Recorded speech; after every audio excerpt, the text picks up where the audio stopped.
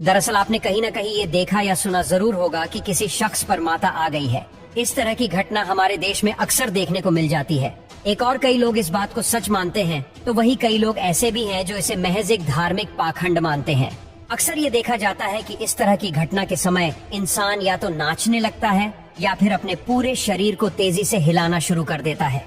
ये भी देखने को मिलता है कि औरत के शरीर में माता आने पर वह देवी माता के रौद्र रूप की तरह व्यवहार करने लगती है। हिंदू धर्म के कई लोग देवी देवताओं की ही तरह बुरी आत्मा में भी विश्वास करते हैं।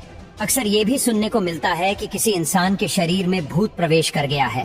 बुरी आत्मा के शरीर में प्रवेश करने पर भी इंसान उसी तरह अपने शरीर को हिलाने लगता है कि जिस तरह माता आने पर।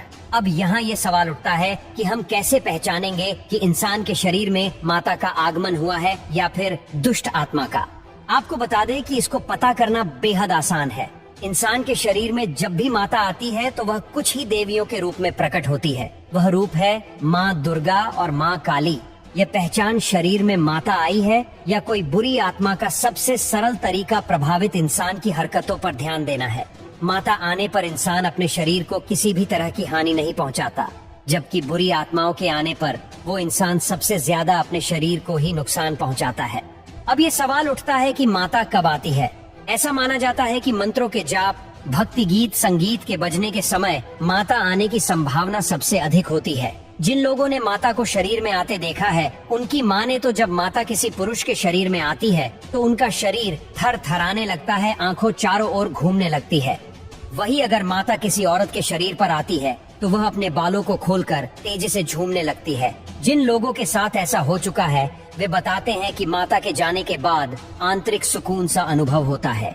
लेकिन विज्ञान इस घटना को कुछ और ही मानता है। विज्ञान इस तरह की घटना को एक मानसिक बीमारी बताता है। साइकोलॉजिकल डिसऑर्डर के कई रूप देखने को मिलते हैं, जिनमें माता आना भी एक है। मेडिकल भाषा में माता आने को स्किज़ोफ्रेनिया कहा जाता है। इस बीमारी में पीड़ित अपने चारों ओर एक ऐसा आडंबर बना लेता है जिससे उसे हमेशा यह लगता रहता है कि माता कभी भी आ सकती है। इसी क्रम में वह कभी कभी अपने वास्तविक रूप को भूल बैठता है और माता की तरह व्यवहार करने लगता है। इस तरह के लक्षण अक्सर पूजा पाठ में अधिक विश्वास रखने वाले लोगों को देखने को मिलते हैं। डॉक्टरों के मुताबिक इसका सही समय पर इलाज कराना जरूरी है, नहीं तो ये जानलेवा भी हो सकते हैं। इस बीमारी से दुनिया भर के लाखों लोग पीड़ित हैं। आपने अपने आसपास कई बार देखा या सुना होगा कि किसी इंसान पर माता आ गई है, लेकिन क्या माता सच में आती है? आखिर क्या होता है किसी पर माता का आना?